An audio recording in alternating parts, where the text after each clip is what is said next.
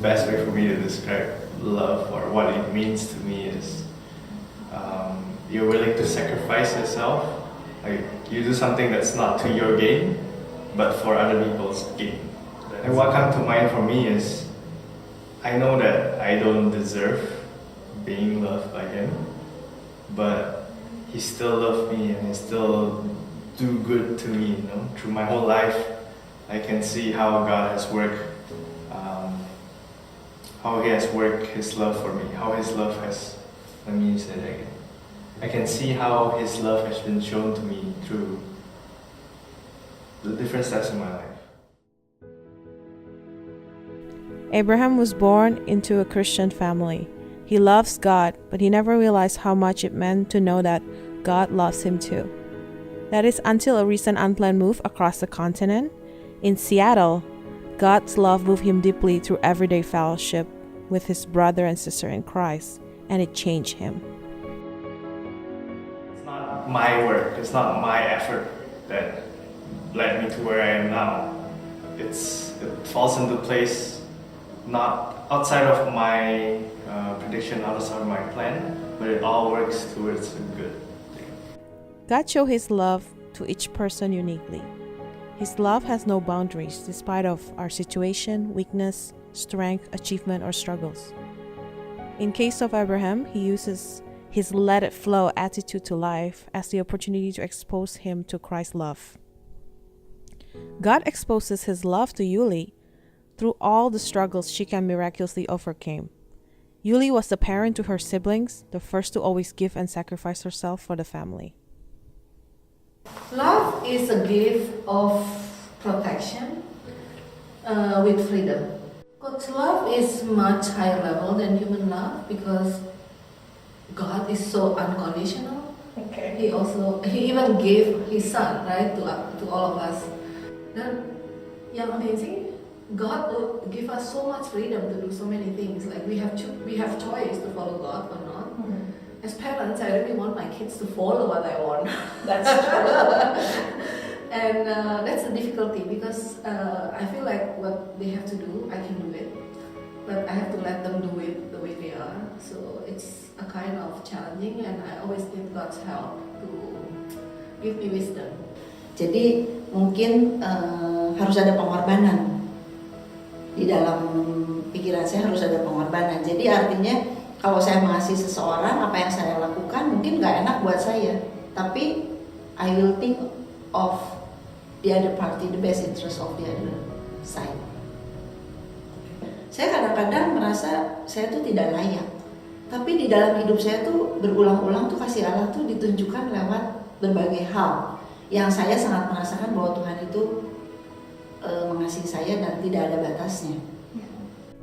Despite of not permitted to go to church, despite of being born in a strict Buddhist family, God made a way to show Melia that he loves her. First, when she was 6 years old through a Christian neighbor. And for many years, God's love protect and prepare her for a real encounter with him. God even led the same person, her mother, who forbid Melia to go to church to finally believe in him. Saya merasakan betul bagaimana Tuhan memimpin dan merenda kehidupan saya. Sampai saya pergi ke Kanada, sampai saya bisa hidup di sini sampai sekian tahun. Saya merasa itu tangan Tuhan yang terus-menerus karyanya itu saya lihat di dalam kehidupan saya.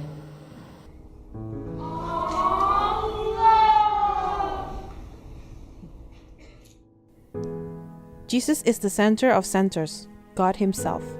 Jesus is the center of centers who made himself the margins of margins, even death on the cross. To enjoy God's love is to understand that it does not come without a price and sacrifice. I asked them what it means to them about John 3:16. Ini saya karena begitu besar kasih Allah akan dunia ini sehingga ia mengaruniakan anaknya yang tunggal supaya setiap orang yang percaya kepadanya tidak binasa melainkan beroleh hidup yang kekal.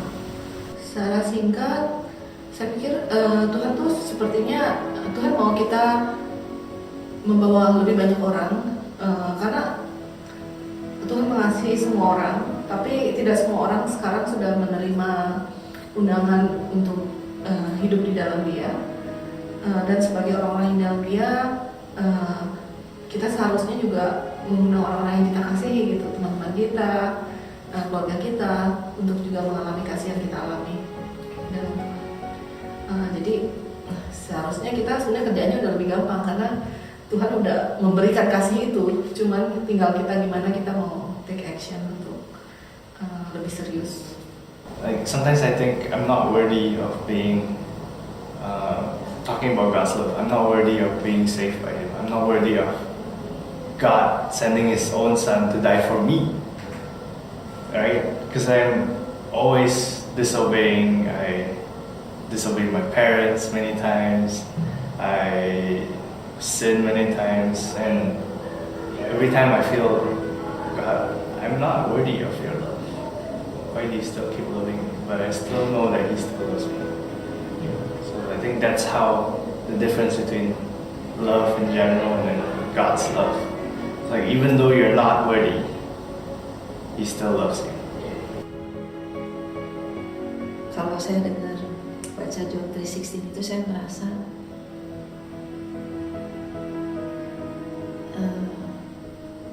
saya itu siapa? Tuhan sampai mau kasih anaknya buat saya. Kalau orang udah bisa ngasih anaknya untuk seseorang, artinya itu adalah dia sungguh mengasihi kita. Dan saya kadang merasa siapa sih saya tuh? Saya bukan siapa-siapa sehingga Tuhan mau datang buat saya. You can never question God's love. You can always rely that He's loving you no matter what you did, no matter what you've done. He will still love you. My special kind of love is not just a word to put on bulletin boards or to justify fighting. It must be in your hearts and controlling your lives. Now, rise, go out once again. This time, don't just tell of my love. This time, let's live it. This realization of how small and insignificant we are gives true reflections that God's love is unconditional despite of everything. Once you are in Him and He is in us, there's no escaping God's love. But what does it mean to us, to all believers, to church?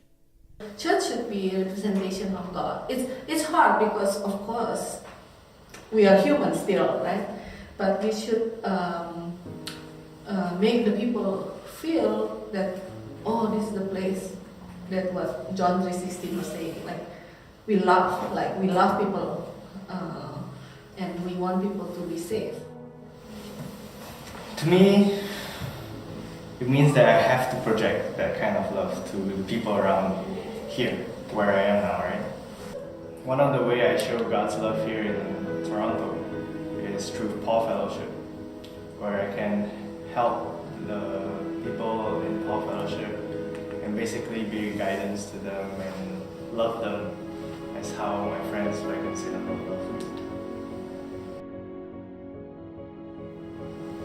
Gereja sebetulnya kalau kita bisa sebagai anak-anak Tuhan hidup secara otentik.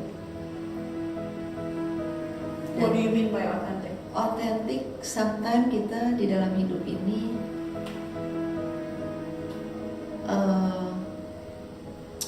ada wall yang kita nggak mau buka. Ada wall yang kita nggak mau buka karena berbagai reason. Dan itu seringkali buat saya pribadi itu seringkali membuat kita nggak bisa lihat God's love more.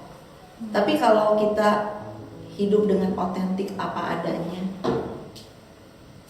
dan kita melihat bahwa manusia itu nggak ada yang sempurna, bisa jatuh bangun, dan bagaimana kasih Allah itu hidup di dalam hidup seseorang, dan bagaimana kita dengan struggle kita bisa overcome all these challenge, difficulties. Buat saya itu kita bisa belajar bahwa kasih Allah itu sungguh nyata. Karena